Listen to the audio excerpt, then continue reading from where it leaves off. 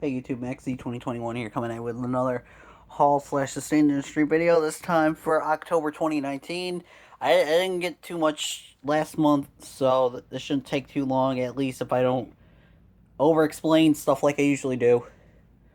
Anyways, I'm gonna do the manga last since I have less of that. Let's get all this stuff out the way. First up, we got Toy Story 4. I didn't go. I can't speak to it. I didn't get to go see it when it was in theaters this summer. I'm pretty sure that's when it came out. But yeah, now that I've finally been able to watch it, personally, I like what they did with the plot for this movie. I'd say I like it about as much as Toy Story 3. Hey, we got a visitor. Hey, go on. Anyways, yeah, I liked it about as much as Toy Story 3, but I feel like at the same time they didn't have to do a sequel to that because of the way it ended. But again, at the same time, I like what they did with this movie. Uh, I highly doubt Pixar is going to do a fifth movie. They may do little animated shorts here and there, but I honestly cannot see them continuing the storyline, especially with how the this movie ends. Yeah, I thought it was pretty good for the most part. I kind of wish they would have done a bit more with the ending, but aside from that, I definitely liked it. So yeah, let's get that out the way. Now we got games. Got the Link's Awakening remake. Here's my original uh, copy of Link's Awakening DX. As far as which version I think is the best one to play, I'd say the remake is the best one, mostly because of the thing they do where they map the sword and shield to their own buttons instead of having to swap them out like in the original version or like what you had to do with the Oracle games. And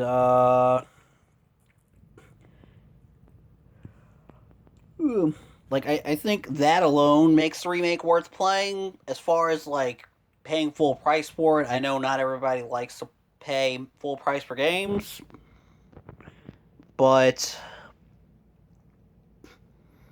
I'd say the improvements that the remake makes over the original two versions. I mean, technically, the DX version's a port slash re release, enhanced re release, but yeah, this has the stuff that they add to the DX version, specifically the color dungeon. Got some stuff on the back. I kind of wish they did a bit more with the remake. Not that I didn't enjoy it. I mean, this was my first Zelda game, so I'm a bit biased. All right, here's the reversible cover art. I didn't have a chance to pre-order the special edition that came with like an art book thing. I think it was a hardback art book. I'm not sure. I could probably find it on like eBay or something. But yeah, I think the remake's at least worth playing. Like if you've never played the original or the DX version, but at the same time you can get the DX version on the 3DS eShop for under $10. Uh, yeah, I'm not really sure what else to say. So, yeah, I'm just gonna say that I think the remake's worth it. Maybe not at $60, but yeah, if you never played Link's Awakening, I'd say at least try out the DX version, since that's the cheaper one, or just like playing on an emulator or something, and then go ahead and play this. Because, I mean, there wasn't much that was added to it from what I'm aware. Or, like, not too much change to where it's a completely different game. But, yeah, I like what they've done with the remake for the most part. Oh, sorry. Next up, we got a release by Limited Run Games. They put out a physical release for River City Girls, and whether you got it on PS4 or Switch, it came with the soundtrack. I don't know if it's the whole soundtrack, but yeah, I'm pretty sure it's not the full soundtrack. Because, I mean, you got like one song that says Menu 1, you got another one that says Shop 5. So, not sure what's up with that. One thing I didn't know was that the cover was going to be shiny, or at least the outer cover. Got like reversible cover art. Got like one of those little cards that they usually put out with their releases. I think they give them out at random. Got this beefy instruction booklet. I haven't looked at the entirety of it because they got spoilers somewhere near the end. But yeah, it's pretty neat. They got an instruction booklet. There's the reversible cover art. Uh, yeah, I haven't had a chance to play it for too much. I think I've played about 2 or 3 hours so far, but I've always been a fan of whatever Way Forward has put out, and I think this is probably one of their best games, at least from a gameplay standpoint. So, yeah, let me just move this out the way. Yeah, I think it's definitely worth it. I did want to get it when it first came out at the beginning of August, I think, but it was digital only, and then I found out there was going to be a physical release, and I figured I might as well just wait for pre-orders to open for that, and then I just pre-ordered that, and they weren't able to ship it out until October, so yeah, I just had to wait like a month and a half, 2 months or something. Anyways, next up we got the Sega Genesis Mini. I kind of wanted to do an unboxing for this, but I didn't really have a chance. Uh, my history with the mini consoles starts and ends with this one because I've never had a chance to really play any of the other ones, even though I wanted the NES and the Super Nintendo one, like, more for the novelty of owning them than actually playing them, since I could just play stuff on an emulator or like any consoles that had those games digitally or whatever, since those were technically glorified emulators. Same with this one and the PS1 Classic and maybe the one SNK put out. But yeah, going by reviews and like my own experience with this, I think that this is probably the best one that's been put out. As far as like the quality of the product and like the menus and stuff, there are some games I think could have been switched out. Like for instance, they got Phantasy Star 4. Now, well, I think they could have gone with Phantasy Star 1. You can technically buy the Sega Aegis version of it on the Switch eShop for about $7.99. So that's readily available for anybody that has a Switch. But I guess Phantasy Star 4 is more popular than the first game. Maybe not as popular as Phantasy Star Online or any of those.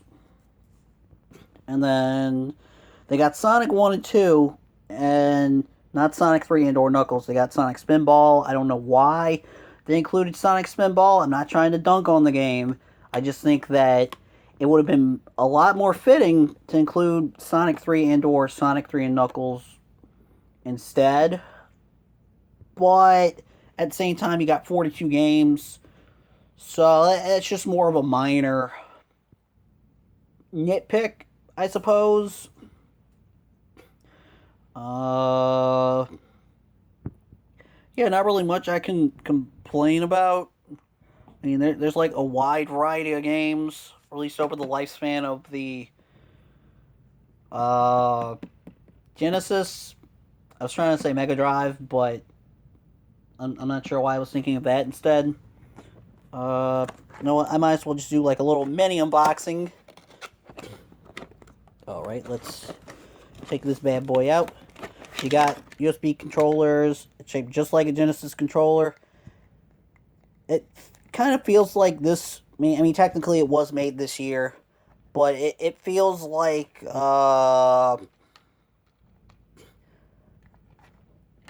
uh like yeah, it feels like it was made this year. I mean, even though it was, it's got the same design as the original controllers, so that's cool. You got a plug for the console itself. You got a HDMI cable. I had like a spare one.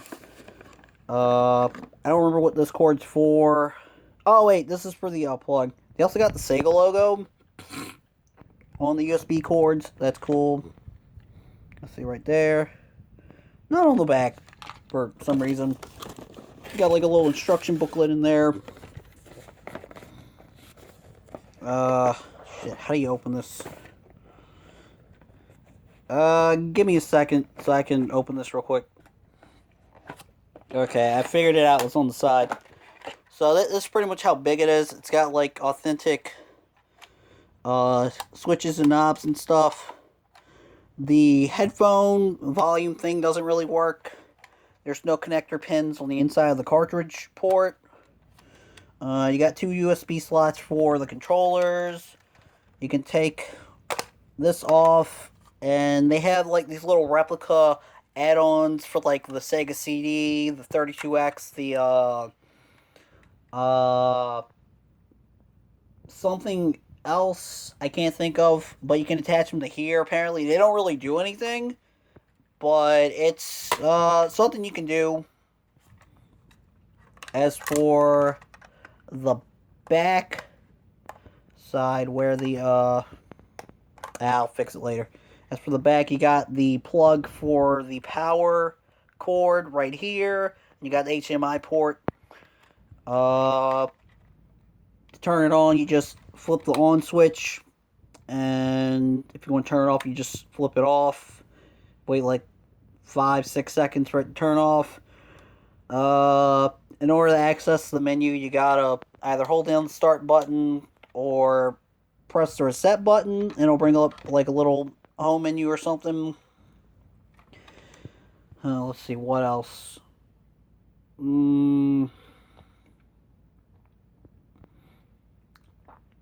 Yeah, I'm not really sure what else to say. I know they did this for the 30th anniversary of the Genesis, since it launched in '89. Wait, it was either '89 or '91. I mean, I know they said 30th anniversary. I don't. I'll have to look it up later. So yeah, it's pretty good. Uh, Whenever they figure out how to properly hack it without bricking it or whatever, I'm gonna do that so I can add more games. Cause there's definitely some games that I think could have gone on here that aren't, and I'm pretty sure it's not hard to hack. And they did it for the NES one, Super Nintendo one, the PS1 one. So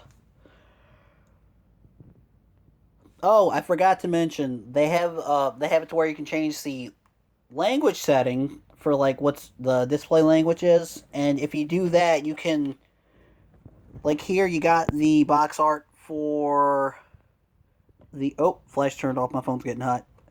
Yeah, here they got the box art for, oh, sorry, they got the box art for the American games, which is pretty neat. You get to see like all the box art and stuff.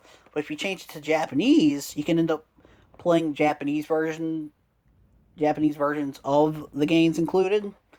And another thing it does when you do that, like for instance, they got Doctor Robotnik's Mean Bean Machine, but since that was a reskin of Puyo Puyo One, or at least the Genesis version of it, for Western markets, if you change the language setting to Japanese, it'll show the box art for Puyo Puyo 1 instead, and you'll be playing that version of the game instead of Mean Bean Machine.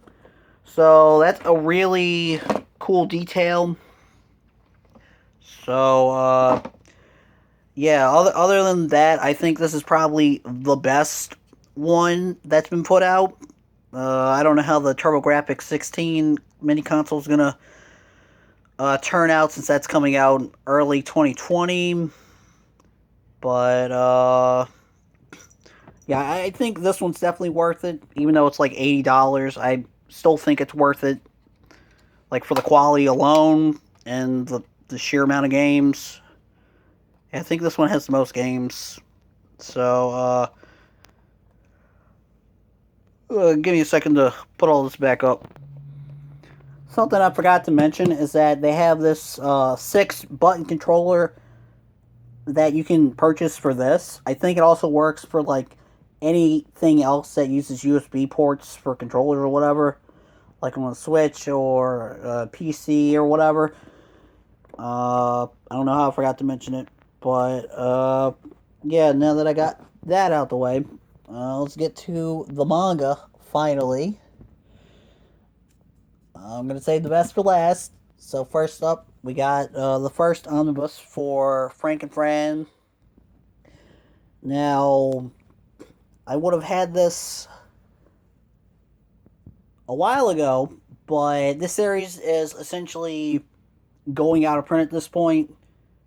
I mean, like at least the second and maybe the third or fourth omnibus volumes you can still find for a reasonable price, but this one, uh, you're gonna have a harder time finding it for around 30, more or less. And then one of the other ones, that's pushing maybe 40, but yeah. Now that I have the first one, I have the whole series. Uh, I know that you can buy the individual volumes digitally. I don't know why Seven Seas decided to do the whole omnibus format, but I guess it was to save time. So yeah, like I usually do with other manga, whenever I get all the volumes, I show off the covers or whatever. So there's the second omnibus. There's the third one, and there's the fourth one, and then I got two extras for the second and fourth one I got for Christmas last year. I think it was last year.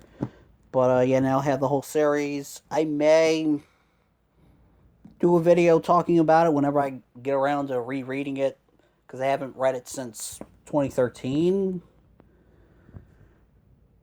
And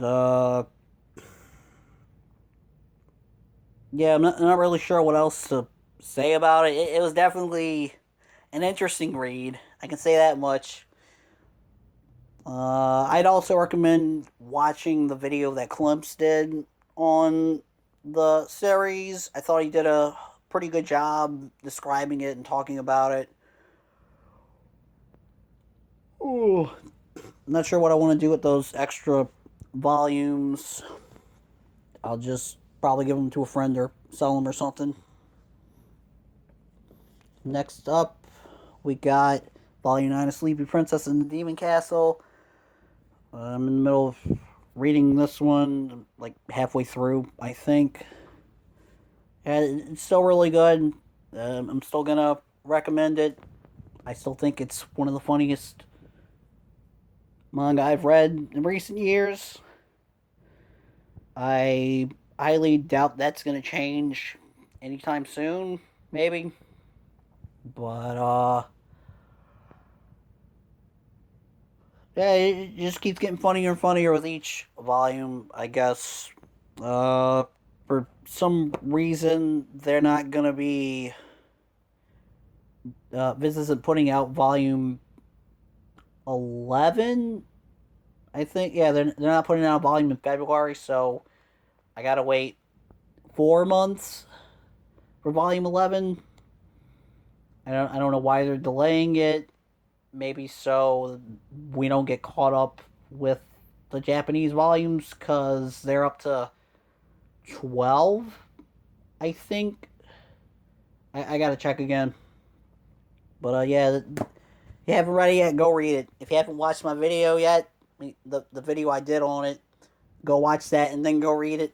I don't know what to say. And last we got Volume 3 of Komi-san. So yeah, then you just gotta wait for Volume 15 to ship out in like 2 weeks.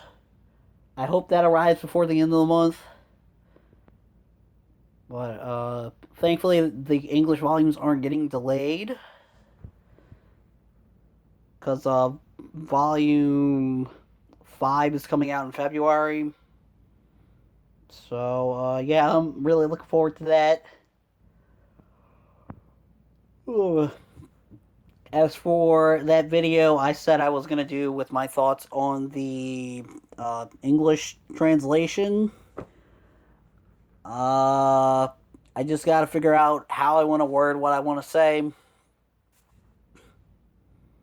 Because at first I was going to do it after I read Volume 1, but I figured I would give them a fair chance or give them the benefit of the doubt with the second volume. And once I read that volume, I was having a bit of second thoughts, but then I read Volume 3 and I came to terms with the issues I had with the translation. Well, really, it's more like just one thing I have an actual issue with. Everything else is just really minor. Oh, geez. I didn't realize how long I was recording this for. Um, so, yeah, I'll probably get around to that soon. I mean, I pretty much know what I want to say. Just gotta figure out how I want to word it. Yeah, that's everything. See you in the next video, whenever that is. If you want to ask something about anything I showed in this video, drop a comment. Maybe. You don't have to if you don't want to. Yeah, thanks for watching. See you in the next video.